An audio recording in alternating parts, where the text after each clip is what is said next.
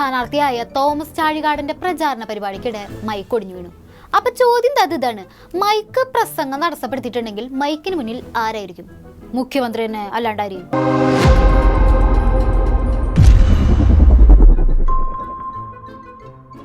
കോട്ടയത്തെ ഇടതുമുന്നണിയുടെ പ്രചാരണ യോഗം നടക്കാണ്. മുഖ്യമന്ത്രിയാണ് സംസാരിച്ചുകൊണ്ടിരിക്കുന്നത്. നമ്മുടെ ഈ പാർലമെന്റ് തെരഞ്ഞെടുപ്പിന്റെ പ്രാധാന്യം എല്ലാവർക്കും നല്ല നിലക്ക് ബോധ്യമുള്ള കാര്യമാണ്.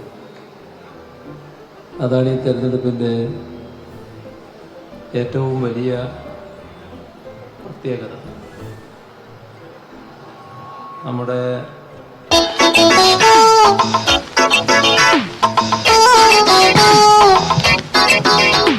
അയ്യോ, മൈക്കൊടിഞ്ഞു. ഒടിഞ്ഞതല്ലോ, ഒടിച്ചതല്ലേ. ഒടിഞ്ഞതായാലും ഒടിച്ചതായാലും ഇനി എന്തൊക്കെ അനർത്ഥങ്ങളാണാവോ ഇവിടെ ഉണ്ടാവാൻ പോണത്. നാട്ടാരെ ഓടി വരണേ, മുഖ്യമന്ത്രിയുടെ മൈക്കൊടിഞ്ഞ്. നാട്ടാരെ ഓടി വരണേ, മുഖ്യമന്ത്രിയുടെ മൈക്കൊടിഞ്ഞ്. ചെറിയ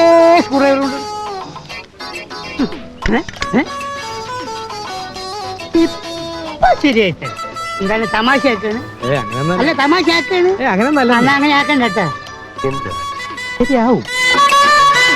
മൈക്കൊടിഞ്ഞതും 4 സൈഡിൽ നിന്നും ആളോടി വന്നു. ഒരു സൈഡിൽ നിന്ന് ജോസ് കെ മാണി, മറ്റേ സൈഡിൽ നിന്ന് VN വാസവൻ, സ്റ്റേജിലുള്ള ബാക്കി നേതാക്കള് എല്ലാവരും ഓടി വന്നു. മുഖ്യമന്ത്രിക്ക് കോപം വന്നാൽ അറിയാലോ, പിന്നെ കേസായി, മൈക്കും കൊണ്ട് ജയിലിൽ പോക്കായി. ഈ തെരഞ്ഞെടുപ്പ് സമയത്ത് അങ്ങനെ എന്തെങ്കിലും ഉണ്ടായാലും കഴിഞ്ഞില്ലേ കഥ.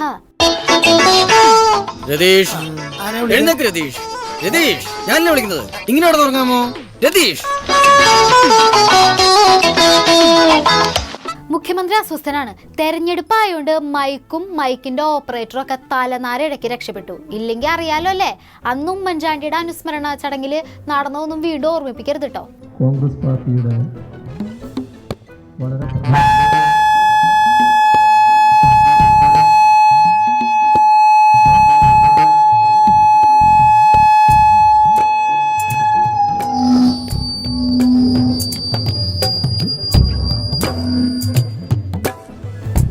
അന്നും ഇതുപോലെ മുഖ്യമന്ത്രി വിനയാന്യുതനായിട്ട് നിന്നു.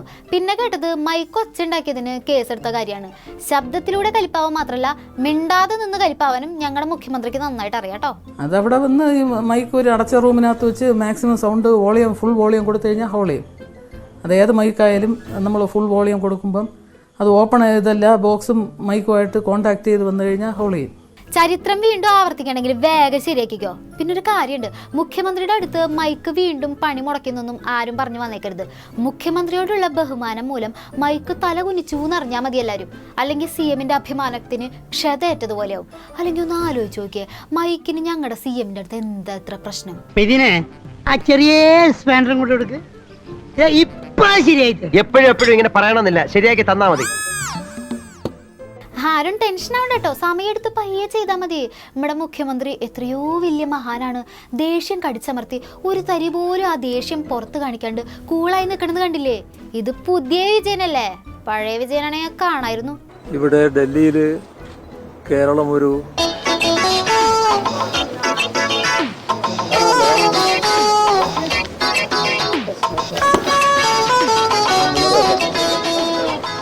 ഇപ്പൊ ശരിയാണോ ശബ്ദം? അല്ല, മൈക്കിനെന്തോ പ്രശ്നമുണ്ട്. അല്ലല്ല, മൈക്കിനെന്തോ പ്രശ്നമുണ്ട്, അതാണ്. അല്ല, ഇതിനേക്കാൾ അടുപ്പിച്ചാൽ വായിക്കരുത്. ഇതിന്റെ ഓപ്പറേറ്റർക്ക് ഇനി എന്തെങ്കിലും ചെയ്യാനുണ്ടോ? എന്തെങ്കിലും മൈക്ക് മാറ്റുന്നതല്ലേ? ഇത് ശരിയാണല്ലേ? അങ്ങനെയാണെങ്കിൽ ഞാൻ ചാരിയിരുന്ന് പറയാം. അതോ ചില പ്രത്യേക സാഹചര്യങ്ങളിൽ നമ്മുടെ മുഖ്യമന്ത്രി ചിരിച്ചുകൊണ്ട് ചീത്ത പറയും. ചിലപ്പോൾ ഇതുപോലെ നിർവികാരനായി നിന്ന് ഒരു നോട്ടം കൊണ്ട് തന്നെ എല്ലാരെയും പേടിപ്പിക്കും. ചിലപ്പോൾ സംഹാര രൂപിയായി നിന്ന് കലിപ്പാവും. മുഖ്യമന്ത്രിക്ക് തന്നെ അറിയില്ല എപ്പോ എങ്ങനെ പെരുമാറണം. അതിന്റെ ഇടയിൽ കൂടെയാണ് മൈക്ക് കേടാവല് സ്ഥിരാവണത്. ഓഹോ, ഇതാണോ കാര്യം? അയ്യോ, ഒന്നുമില്ല. ശാസ്ത്രം ഇത്ര വളർച്ചയിലെത്തിയിട്ടും നിങ്ങൾക്ക് ആർക്കും മൈക്കിനെ വേണ്ട പോലെ ഉപയോഗിക്കാൻ അറിയണില്ല. അതാണ് ഈ പ്രശ്നങ്ങളൊക്കെ ഉണ്ടാവാൻ കാരണം. മൈക്ക് ഓപ്പറേറ്റർമാരൊക്കെ നമ്മുടെ ഗോവിന്ദ മാഷിന്റെ അടുത്തുനിന്ന് ശിക്ഷണം സ്വീകരിക്കണം എന്നാണ് കോമ്രേഡ്സിന്റെ ഒക്കെ ഒരു ആഗ്രഹം. മൈക്കിനെ കുറിച്ചും അതിന്റെ സാങ്കേതിക വശങ്ങളെ കുറിച്ചും ഇത്ര ആഴത്തിൽ മനസ്സിലാക്കിയ വേറൊരു നേതാവുണ്ട് ഇവിടെ. ആ കേസിന്റെ മേലെ കൃത്യമായിട്ടുള്ള ഒരു സമീപന നിലപാട് ഗവൺമെന്റ് എടുത്ത് റെയ്ഡ് ചെയ്യുമ്പോൾ അതും BBC റെയ്ഡ് ഒരുപോലെയാണ് എന്ന് പറയാനാണ്. ഇതിന്റെ മൈക്കിന്റെ തരാതെ ഞാൻ ഉത്തരവാദി. മൈക്കിന്റെ അടുത്ത് നിന്ന് പറയണമെന്നാണ് ചങ്ങായി പറയുന്നത്. ആദ്യമായിട്ട് മൈക്കിന്റെ മുമ്പിൽ നിന്ന് പ്രസംഗിക്കുന്ന ഒരാളോട് വിശദീകരിക്കുന്ന പോലെയാണ് വിശദീകരണം. ഞാനേ പോളിടെക്നിക്ക് പഠിച്ചതാ. യന്ത്രങ്ങളുടെ പ്രവർത്തന രീതിയൊന്നും താൻ എന്നെ പഠിപ്പിക്കണ്ട. ഇതെല്ലാം കുറേ സാധനമുണ്ട്, പക്ഷെ അതൊന്നും കൈകാര്യം ചെയ്യാൻ അറിയില്ല. ശരിയായിട്ട് ശാസ്ത്രീയമായിട്ട് ഈ മൈക്ക് ചെറിയതല്ല പ്രശ്നം. മൈക്ക് ഏറ്റവും ആധുനിക ടെക്നോളജി ഉപയോഗിച്ച് കൈകാര്യം ചെയ്യേണ്ടുന്ന ഒരു ഉപകരണമാണ്. കുറേ ഉപകരണം വാരി വലിച്ചു കൊണ്ടുവന്നുകൊണ്ടൊന്നും കാര്യമില്ല. ആളുകൾക്ക് സംവേദിക്കാൻ ഉതകുന്ന രീതിയിലുള്ള മൈക്ക് സിസ്റ്റത്തെ കൈകാര്യം ചെയ്യാൻ അറിയണം. അത് കൈകാര്യം ചെയ്യാൻ അറിയുമ്പോൾ ആൾ ആടുന്നിടുന്നല്ലോ പറയുന്നുണ്ട്, എനിക്കറിയാം ഇത് ശബ്ദമില്ല എന്ന് പറയുമ്പോൾ ഉടനെ ശബ്ദം ഉണ്ടാക്കാൻ വേണ്ടി പുറപ്പെട്ട് വന്നിട്ട് അതിൻ്റെ അടുത്ത് നിന്ന് പറഞ്ഞോളാം എന്നാണ്. മുഖ്യമന്ത്രി ക്ഷമയോടെ കാത്തിരിക്കാൻ തുടങ്ങിയിട്ട് സമയം കുറച്ചായിട്ടാ. ഇലക്ഷനാണ്, മുഖ്യമന്ത്രി ശാന്തനാണെന്നൊക്കെ കരുതി അത് മുതലെടുക്കാൻ നോക്കാണോ? മൈക്ക് ഒടിഞ്ഞപ്പോ തന്നെ ഓടി വന്ന കുറെ ആൾക്കാരുണ്ടായാലോ, ഒക്കെ എവിടെ പോയി? ആകെ ടയേർഡായി.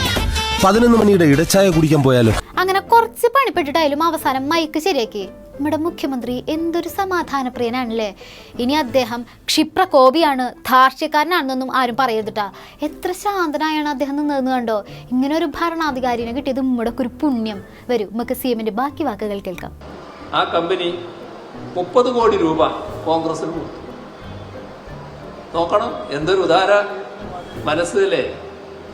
ഒരു BJP നേതാവ്, അദ്ദേഹത്തിന്റെ കമ്പനി കോൺഗ്രസിന്റെ എന്താ മൊത്തൊരു വെടിയുമ്പോകയാണല്ലോ. എന്താ ഉണ്ടായേ? എന്തിനാ ആളുകൾ പടക്കം പൊട്ടിച്ചേ? ഇന്ന് വിഷു. മൈക്ക് ശരിയാക്കിയപ്പോ അടുത്ത പ്രശ്നം. മൈക്ക് സിസ്റ്റത്തിന്റെ ഉള്ളിൽ നിന്ന് പുക വരുന്നു. മൊത്തം പ്രശ്നമാണല്ലോ. കഷ്ടകാലം പിടിച്ച സമയമാണെന്ന് തോന്നുന്നു. ഒന്ന് തീരുമ്പോ അടുത്തത്. പിന്നെ ആകെ മൊത്തം ഒരു പുക തന്നെയായിരുന്നു. നേതാക്കളൊക്കെ ടെൻഷനാകുന്നു, ജനങ്ങളൊക്കെ പരിഭ്രാന്തരായി എണീറ്റ് പോകാൻ നിൽക്കുന്നു. ടെക്നീഷ്യന്മാർ വന്ന് എല്ലാ വയറും പിടിച്ചു വലിച്ചു ഊരി നോക്കുന്നു. എല്ലാം കണ്ട് നിസ്സംഗനായി നമ്മുടെ മുഖ്യമന്ത്രി നോക്കി നിൽക്കുകയാണ്.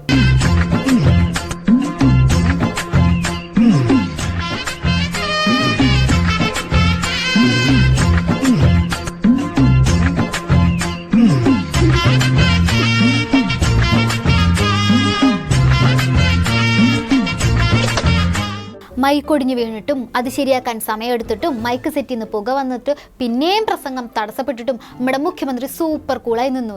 ഇത്രയും പ്രശ്നങ്ങൾ ഉണ്ടായിട്ടും വിശാല മനസ്കനായ നമ്മുടെ മുഖ്യമന്ത്രി മൈക്കിനോട് ക്ഷമിച്ചിരിക്കുന്നു. എന്നാലും എന്ത് ഗതികേടാണല്ലേ. മുഖ്യമന്ത്രിയുടെ തല കണ്ടാൽ മതി അപ്പം മൈക്ക് കേടാവുന്നാണ് ഇപ്പം എല്ലാവരും പറയണത്. ഒന്നുമില്ലെങ്കിൽ 5-8 വർഷമായിട്ട് കേരളത്തിലെ എല്ലാ നല്ല കാര്യങ്ങൾക്കും കാരണഭൂതനായ ഒരാളല്ലേ മുഖ്യമന്ത്രി. ആ മുഖ്യമന്ത്രിയുടെ അടുത്ത് മൈക്ക് ഇങ്ങനെ പെരുമാറാൻ പാടുണ്ടോ? തല തെറിച്ചവരൊട്ടാകെ വാഴണ കൊട്ടാരമാണിതിൽ പെട്ടാൽ പെടും അത് കട്ടായും. അങ്ങനെ പുക വന്ന പ്രശ്നവും പരിഹരിച്ചു. പാവം തോമസ് ചാഴികാടൻ ഇതൊക്കെ കണ്ടുള്ള ആത്മവിശ്വാസം പോയെന്തോ. ടെൻഷൻ ആവണ്ട കേട്ടോ, ഒക്കെ ഇപ്പൊ ശരിയാക്കി തരാം. ഇനി നമുക്ക് ബിനോയ് വിശ്വത്തിന്റെ വാക്കുകൾ കേൾക്കാം. ഇനിയെല്ലാം സെറ്റിമസ് ആയിരിക്കും. ഈ നിർണായക പോരാട്ടത്തിൽ പ്രബുദ്ധമായ വൈക്കം, പ്രബുദ്ധമായ കോട്ടയം LDF-ന്റെ കൊടിക്കൂറ വീണ്ടും ഉയർത്തിപ്പറപ്പിക്കും. നമ്മുടെ സ്ഥാനാർത്ഥി ജോസഫ് ചാഴികാടനെ. ജോസഫ് ചാഴികാടനോ? അതാരാ? ഈ നിർണായക പോരാട്ടത്തിൽ പ്രബുദ്ധമായ വൈക്കം, പ്രബുദ്ധമായ കോട്ടയം LDF-ന്റെ കൊടിക്കൂറ വീണ്ടും ഉയർത്തിപ്പറപ്പിക്കും. നമ്മുടെ സ്ഥാനാർത്ഥി ജോസഫ് ചാഴികാടനെ തോമസ് ചാഴികാടനെ നമ്മളെല്ലാ തരത്തിലും സ്നേഹിക്കുന്ന നമ്മുടെ ടോമിയെ ഉജ്ജ്വലമായ ഭൂരിപക്ഷമേകി വിജയിപ്പിക്കുമെന്ന് പ്രഖ്യാപിക്കാൻ വേണ്ടിയാണ് നാം കൂടിയിരിക്കുന്നത്. മതി ഇനിയൊന്നും പണയണ്ട. പോയി മൂട് പോയി. സ്വന്തം സ്ഥാനാർത്ഥിയുടെ പേര് വരെ തിരിച്ചിരിക്കണു. മൊത്തം പണിയാണല്ലോ. എന്തോ എവിടെ ഒരു തകരാറ് പോലെ തോന്നുന്നുണ്ട്. മൈക്കിന്റെ അയലത്ത് ചെല്ലുമ്പോഴത്തേക്കും മുഖ്യമന്ത്രിക്ക് എപ്പോഴും പണി തന്നെ പണി. തീരുമ്പോ പണി തരാൻ ഞങ്ങളുടെ മുഖ്യമന്ത്രി എന്താ കുപ്പിന്ന് വന്ന ഭൂതാണോ? തീപ്പൊരി പ്രസംഗമായിരുന്നു മുഖ്യമന്ത്രി ഉദ്ദേശിച്ചത്. പക്ഷെ ജ്യോതിയും വന്നില്ല, തീയും വന്നില്ല, പുക മാത്രം വന്നു.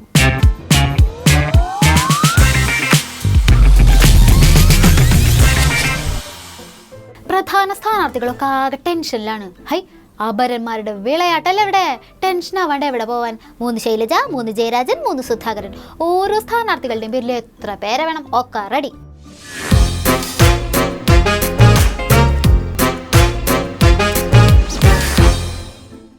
അങ്ങ് വടകര മുതൽ ഇവിടെ തിരുവനന്തപുരം വരെ എല്ലായിടത്തും അപരന്മാരോട് അപരന്മാര്. വടകരയിലെ LDF സ്ഥാനാർത്ഥി KK ശൈലജയ്ക്കെതിരെയുള്ളത് 3 പേരാണ്.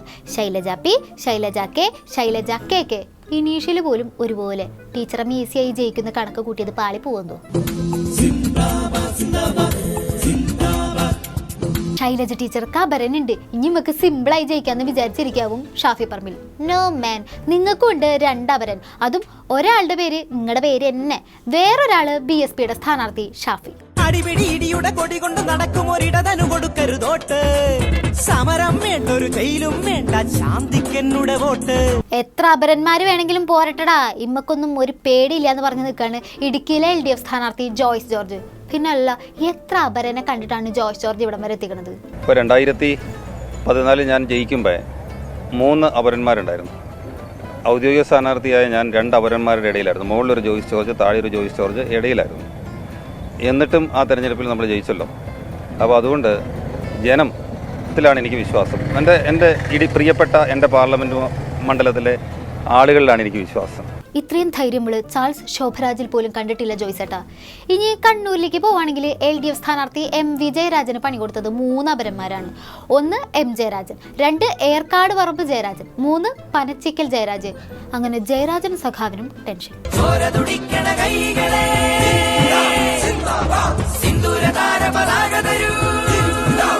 എന്തിനേറെ പറയുന്നു, ഗർജിക്കുന്ന ചിങ്കമായ നമ്മുടെ K സുധാകരനെതിരെയും 2 അപരന്മാരുണ്ട്. മുള്ളന്നൂർ സ്വദേശി സുധാകരൻ, മാമ്പറം സ്വദേശി K സുധാകരൻ. സുധാകരൻ ജിയെ നിങ്ങൾക്ക് അറിയാത്തോണ്ടാ വേളച്ചിലെടുത്താലുണ്ടല്ലോ. തെരഞ്ഞെടുപ്പ് ആയത്തിന്റെ എല്ലാത്തിനെയും വെറുതെ വിട്ടിരിക്കുക. ഒരു തെരഞ്ഞെടുപ്പ് അടുക്കണ സമയത്ത് വിലയുള്ള നോട്ട്. കോട്ടയത്തെ UDF സ്ഥാനാർത്ഥി ഫ്രാൻസിസ് ജോർജിന് 2 അപരന്മാരുണ്ട്. അതിലൊരാളാണെങ്കിൽ CPM പ്രവർത്തകനും. ഓഹോ, കരുതി കൂട്ടിയുള്ള നീക്കണല്ലേ. പക്ഷെ അതിലൊന്നിലും തളർന്നു പോകുന്നവനല്ല ഈ ഫ്രാൻസിസ് ജോർജ്. CPM പോലൊരു പാർട്ടിയിൽ അങ്ങനെ ആരും കയറി വെറുതെ ഒരു അച്ചടക്കമില്ലാതെ ഒന്നും അങ്ങനെ നിൽക്കില്ല, ധൈര്യപ്പെടില്ല അങ്ങനെ നിൽക്കാനായിട്ട്. സ്വാഭാവികമായും അങ്ങനെ അവരറിയാതെ നിന്നെങ്കിൽ ആ ലോക്കൽ കമ്മിറ്റി അംഗത്തിനെതിരെ പാർട്ടി നടപടി സ്വീകരിക്കേണ്ടതാണ്. അവർ നടപടി സ്വീകരിക്കുമല്ലോ എന്ന് നോക്കാം. പലരും പല കരുക്കൾ നീക്കിയിട്ടും കോട്ടയത്ത് പണിവാളി. ഫ്രാൻസിസ് ജോർജിന്റെ 2 അപരന്മാരുടെയും പത്രിക തള്ളി. ഇപ്പോഴാണ് ഫ്രാൻസിസ് ജോർജിന് ശ്വാസം നിറവീണത്. ശശി തരൂര്, MK രാഘവൻ, എളമരം കരീം, കൊടിക്കുന്നിൽ സുരേഷ്, അബ്ദുസമദ് സമദാനി, അങ്ങനെ പ്രധാനപ്പെട്ട നേതാക്കൾക്കെതിരെയൊക്കെ അപരന്മാരുണ്ട്. അപരന്മാര് വിധി നിർണ്ണയിക്കുന്ന പല മണ്ഡലങ്ങളും ഇവിടെ ഉണ്ട് എന്നുള്ളതാണ് സത്യം. കറുത്ത ദൈവത്തെ കൊല്ലണ തമ്പ്രാന്റെ ദൈവം കുഞ്ഞോളെ കൊല്ലാണ്ടിരിക്കുമെന്നാരത് കണ്ടു. കുഞ്ഞോളെ കൊല്ലണ ദൈവത്തെ നമ്മക്കും കൊല്ലാം. ഇതാരാണെന്ന് ചിന്തിക്കണ്ടാവില്ലേ? ഇതാണ് രാഹുൽ ഗാന്ധി. കഴിഞ്ഞ ഇലക്ഷന് നമ്മുടെ ആ രാഹുൽ ഗാന്ധിക്ക് അപരനായി നിന്ന് രാഹുൽ ഗാന്ധി. പക്ഷെ ഇത്തവണ മൂപ്പർക്ക് ഇലക്ഷന് നിൽക്കാൻ പറ്റിയിട്ടില്ല കേട്ടോ. കഴിഞ്ഞ വർഷം മത്സരിച്ച ഇലക്ഷൻ്റെ വരവ് ചെലവ് കണക്കുകൾ സബ്മിറ്റ് ചെയ്യാത്തതിൻ്റെ പേരിൽ ഇലക്ഷൻ കമ്മീഷൻ അയോഗ്യത പ്രഖ്യാപിച്ചിരിക്കുകയാണ്. അപ്പോൾ അതുകൊണ്ടാണ് എനിക്ക് ഇത്തവണ വയനാട്ടിൽ മത്സരിക്കാൻ സാധിക്കാത്ത ഒരു സ്ഥിതിവിശേഷമാണ്. തലങ്ങും വിലങ്ങും അപരന്മാരുണ്ടായിട്ടും കോൺഫിഡൻസ് കൈവിടാണ്ട് പ്രചാരണം നടത്താണ് നമ്മുടെ സ്ഥാനാർത്ഥികൾ.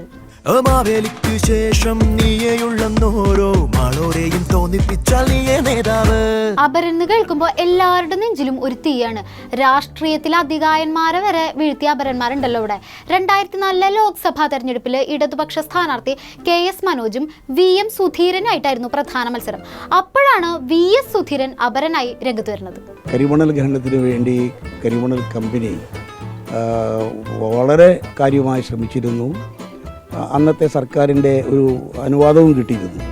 പക്ഷെ അതിനെതിരെ ശക്തമായ പോരാട്ടം നടത്തിയതിൻ്റെ ഒരു പ്രതികാരം, ആ പോരാട്ടത്തിൻ്റെ ഫലമായി അവർക്കതിൽ നിന്ന് പിന്തിരിയേണ്ടി വന്നു.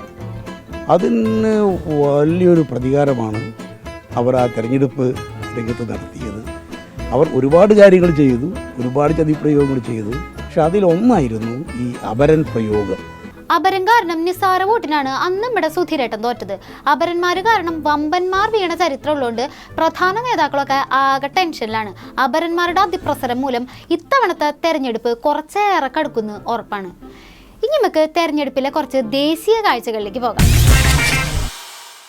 തെരഞ്ഞെടുപ്പിൽ ജയിക്കാൻ വേണ്ടി, സീറ്റ് കിട്ടാൻ വേണ്ടി എന്തൊക്കെയാണ് ഇവിടെ കാണിച്ചു കൂട്ടുന്നത്. കരയേണ്ടടുത്ത് കരയാനും, ചിരിക്കേണ്ടടുത്ത് ചിരിക്കാനും, വാഗ്ദാനം കൊടുക്കേണ്ടടുത്ത് വാഗ്ദാനം കൊടുക്കാനും മിടുക്കന്മാരാണ് നമ്മുടെ സ്ഥാനാർത്ഥികളൊക്കെ.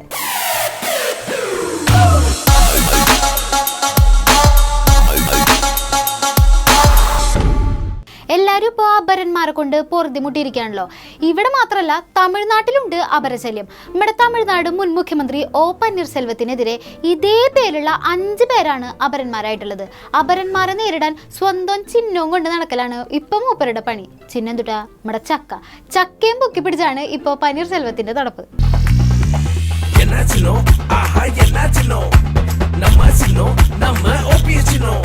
ചക്ക ജന മനസ്സിൽ ഉറപ്പിക്കാനാണ് ഈ കഷ്ടപ്പാടൊക്കെ. എവിടെ പ്രചാരണം ഉണ്ടായാലും നല്ല അസല് ലക്ഷണത്തൊരു ചക്കയും പിടിച്ച് പുള്ളി അങ്ങ് പോവും. പ്രസംഗം കഴിഞ്ഞാൽ ഇതും പൊക്കി പിടിച്ച് വോട്ട് ചോദിക്കും. അതാണ് പുള്ളിയുടെ ലൈൻ. ഇനി നമ്മള് മഹാരാഷ്ട്രയിലേക്ക് പോയാൽ അവിടെ പ്രലോഭനാണ് സ്ഥാനാർത്ഥിയുടെ വഴി. എന്തുകൊണ്ട് പറഞ്ഞിട്ടാ പ്രലോഭനം? ജയിച്ചു കഴിഞ്ഞാൽ സബ്സിഡി നിരക്കിൽ വിസ്കിയും ബിയറും ഒക്കെ കൊടുക്കുന്നതാണ് ചന്ദ്രാപൂർ മണ്ഡലത്തിൽ നിന്ന് മത്സരിക്കുന്ന വനിതാ റാവുത്ത് പറയണത്. ആളെ മയക്കണ കുപ്പി, ആളെ കറക്കണ കുപ്പി, ബന്ധു നടന്നാലും കുപ്പി. എല്ലാരും ഇവിടെ തെരഞ്ഞെടുപ്പും വാഗ്ദാനങ്ങളൊക്കെ ആയിട്ട് ആഘോഷിച്ച് നടക്കല്ലേ.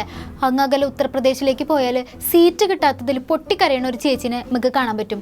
ബുധാൻ മണ്ഡലത്തിലെ സിറ്റിംഗ് MP ആണ് സംഘമിത്ര മൗര്യ. പക്ഷെ ഇത്തവണ നമ്മുടെ സംഘമിത്ര ചേച്ചിനെ BJP സ്ഥാനാർത്ഥി പട്ടികയിൽ നിന്ന് ഒഴിവാക്കി. UP മുഖ്യമന്ത്രി യോഗി ആദിത്യനാഥ് പങ്കെടുത്ത പരിപാടിയിൽ സങ്കടം പിടിച്ചു നിർത്താനാവാണ്ട് ചേച്ചി പൊട്ടിക്കരയുകയാണ് സുഹൃത്തുക്കളെ.